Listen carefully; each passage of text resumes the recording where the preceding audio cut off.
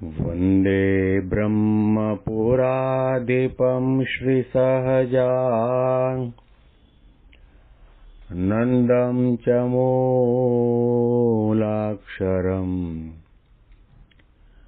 श्रेयस्कारणसद्गुणैकनिलयम् श्रीप्रागजिह्वावत ब्रह्मोपासनधारकं गुरुहरिं यज्ञं तथा योगिनं प्रीत्येवं प्रमुखं महन्तमनिशं श्रेये स्वरूपं मुदा મહિમાનો મહિમા પ્રવચન માળામાં આજે 7મી સપ્ટેમ્બર 2025 રવિવાર અને ભાદ્ર શુક્લ પૂર્ણિમાના પરમ પવિત્ર દિવસે તમામ સંતો હરિભક્તોને મારા સાષ્ટાંગ પ્રણામ. જય સ્વામિનારાયણ. હેપી વચનામૃત દ્વિશતાબ્દી મહોત્સવ. હેપી પ્રમુખ સ્વામી મહારાજ શતાબ્દી મહોત્સવ. આજે પૂર્ણિમાના દિવસે રાતના 9:45 વાગ્યાથી લઈ અને 1:30 વાગ્યા સુધી ચંદ્રગ્રહણ છે. સૂર્યગ્રહણ પણ આવે અને ચંદ્રગ્રહણ પણ આવે. એ સૂર્યના માટે અને ચંદ્રના માટે વર્ષમાં એક વખત કે 2 વખત ગ્રહણ આવે, પરંતુ આ જીવાત્માના માટે અનંત કલ્પથી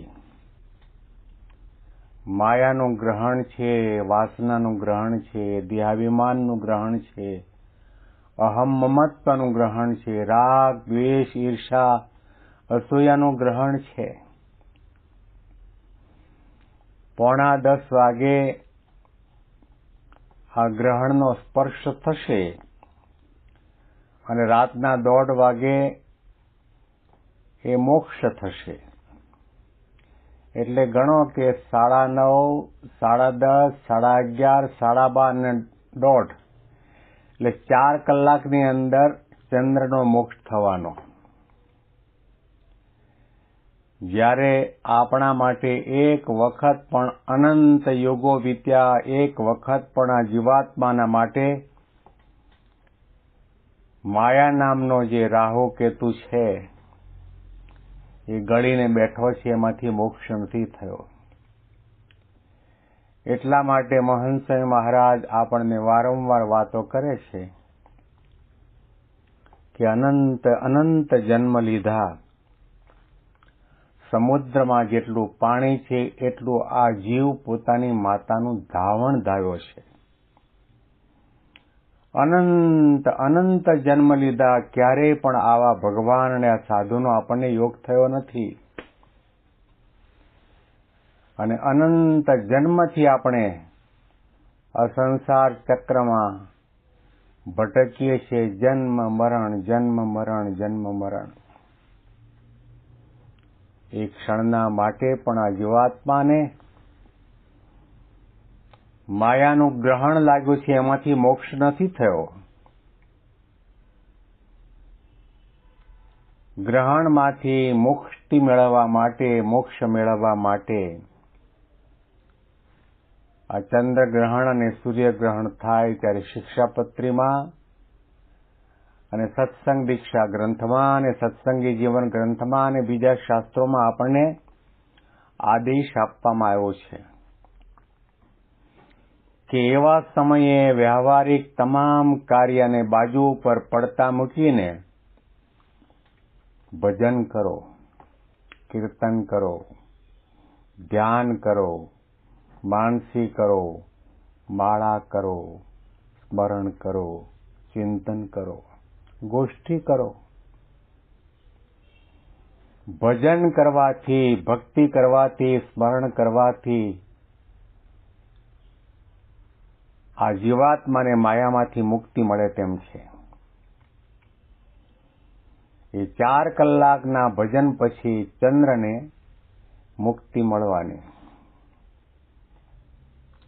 આ ગ્રહણના અનુસંધાનમાં જો આપણે મહારાજના ઉપાસક હોઈએ અને મહારાજની આજ્ઞાને માનતા હોઈએ તો એની આજ્ઞા પ્રમાણે આપણે એટલા સમય પૂરતું ભજન કરીએ છીએ. પરંતુ મહારાજે આપણને કહ્યું કે આપણને સૌને જન્મ મરણનો મહારોગ લાગુ પડ્યો છે અને આ રોગમાંથી, આ બીમારીમાંથી મુક્ત થવા માટે આપણે ક્યારેય પણ દવાખાને જઈએ, ડોક્ટર પાસે જઈએ, દવા દારૂ કરાવીએ એવો વિચાર સુદ્ધા આવ્યો નથી. આપણને ખબર જ નથી કે આવી પ્રકારનો રોગ આપણને લાગુ પડ્યો છે. જન્મ મૃત્યુ મોટો રોગ છે. એના માટે કોઈ લેબોરેટરીમાં, કોઈ મેડિકલ સ્ટોરની અંદર દવા આજની તારીખે પણ ઉપલબ્ધ નથી. એ દવા મહારાજે આપી છે અને દવાના સ્વરૂપની અંદર ગુણાતીતાનંદ સ્વામી અક્ષર બ્રહ્મને મહારાજ પોતાની સાથે આ પૃથ્વી ઉપર લઈને પધાર્યા છે.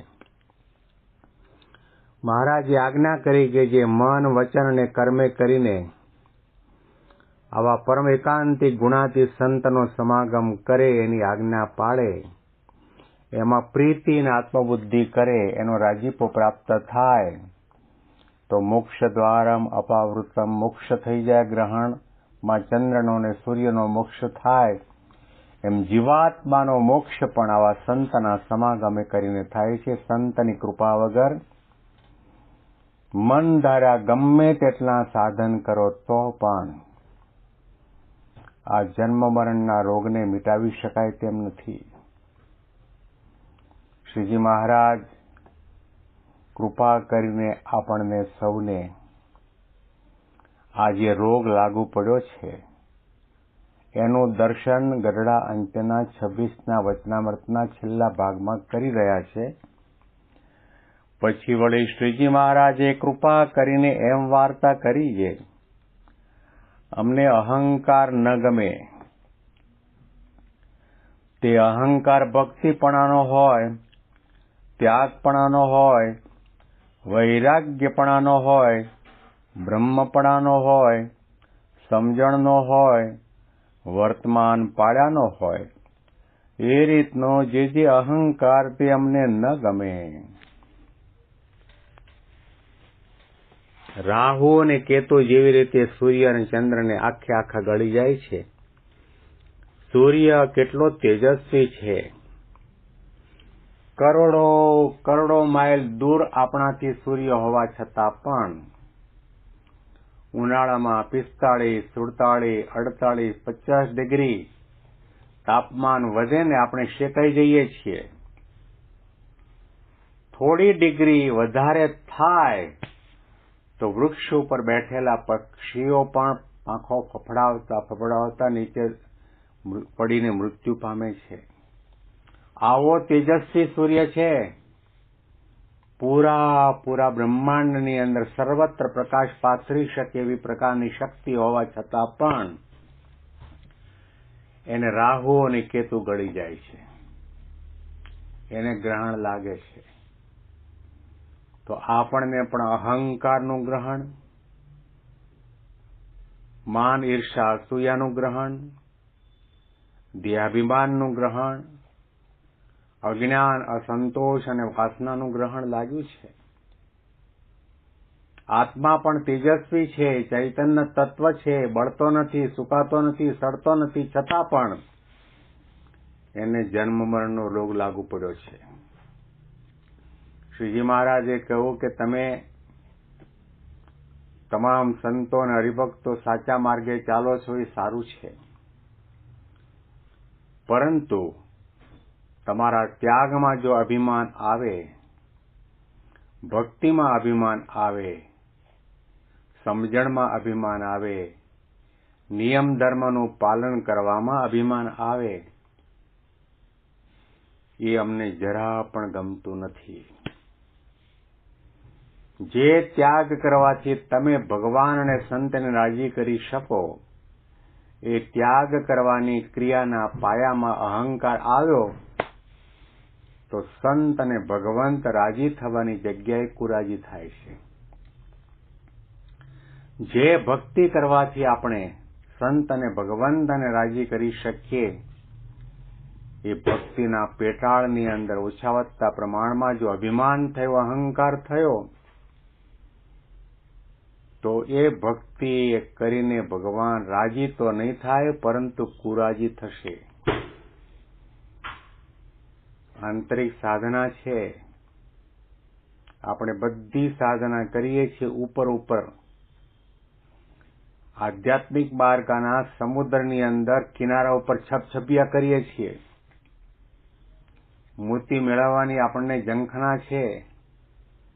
ડૂબકી મારવી પડશે, મરજીવા થવું પડશે, અને કેટલા જળચર પ્રાણીનો સામનો કરીને પેટાળમાં જઈશું ને ત્યાર પછી આપણને મોતી મળશે.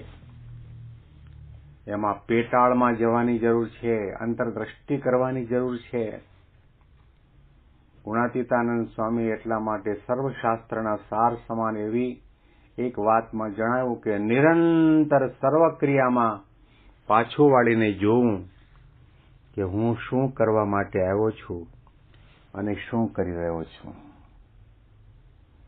શું ખરેખર માળા થાય છે? શું ખરેખર મહિમાનો મહિમા પ્રવચન માળામાં હું પ્રવચન કરું છું? શું ખરેખર હું ધ્યાન કરું છું? આંખો બંધ હોય, પદ્માસન વાળ્યો હોય, હાથમાં માળા હોય અને ધ્યાનની મુદ્રામાં આપણે બેઠા હોઈએ, પણ આપણું મન ગરડાની અંદર ધોળા ટપકાવાળી ભેંસના શરીર ઉપર હાથ ફેરવતું હોય. તો ગુણાતીતાનંદ સ્વામીએ કહી દીધું નાજર જોગિયાને કે તમે અહીંયા બેઠા બેઠા ગરડામાં ધોળા ટપકાવાળી ભેંસની ઉપર હાથ શું ફેરવો છો? ધ્યાન ભગવાનનું કરો. ગુણાતી સંત અને ભગવંત તો અંતર્યામી છે, બધું જાણે છે.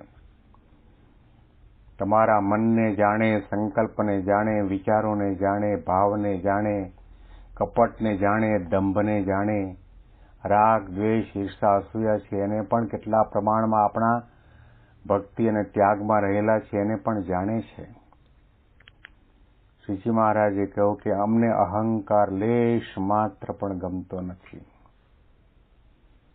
એમને શું ભાવે છે, શું ગમે છે? થોડા વર્ષો પહેલા મહંત સ્વામી મહારાજ ઠાકોરજી જમાડવા બિરાજમાન થયા હતા, ત્યારે કોઈ એક સંત કવિએ કીર્તન લખેલું અને એ કીર્તનનું ગાન કર્યું કે મહંત સ્વામીને શું શું ભાવે છે. મહંત સ્વામીને મહિમા ભાવે, દાસત્વ ભાવ ભાવે, દિવ્ય ભાવ આવે, નિર્દોષ બુદ્ધિ ભાવે, નિષ્ઠા ભાવે, નિયમ ધર્મની દ્રઢતા ભાવે. સ્વામી મારો જમવા આવે રે, મારા સ્વામીને શું શું ભાવે રે. પરવળ જમે, આદુ જમે, હળદર જમે, પણ મારા સ્વામીને તો મહિમા ભાવે રે. મારા સ્વામીને દાસત્વ ભાવ ભાવે રે. મારા સ્વામીને સંપ એકતાને સુહૃદપણું ભાવે રે. ભગવાનને જે ભાવે છે, જે આપણે અર્પણ ન કરીએ અને દુનિયાનો કચરો માત્ર ઠાલવીએ તો એમાં ભગવાન ક્યારે પણ અંગીકાર કરવાના નથી, રાજી થવાના નથી. એટલા માટે આના અનુસંધાનમાં ઊંડા ઉતરીને ઘડી બે ઘડી પાછી વૃત્તિ વાળીને અંતરમાં ડોકિયું કરવાની જરૂર છે કે ખરેખર હું સ્વામિનારાયણનો ભગત છું, ખરેખર હું સ્વામિનારાયણનો સાધુ છું, ખરેખર આ ક્રિયા કરવાથી ભગવાન અને સંત મારા ઉપર રાજી થશે. આવી અંતરદ્રષ્ટિ કરીને આપણે જ્યાં જ્યાં આપણામાં ક્ષતિ હોય એને દૂર કરવા માટેનો પ્રયત્ન અને પ્રાર્થના કરીએ. વિશેષ મહિમાની વાતો આપણે આવતીકાલના પ્રવચનમાં સાંભળીશું. તમામ સંતો હરિભક્તોને મારા સાષ્ટાંગ પ્રણામ. જય સ્વામિનારાયણ.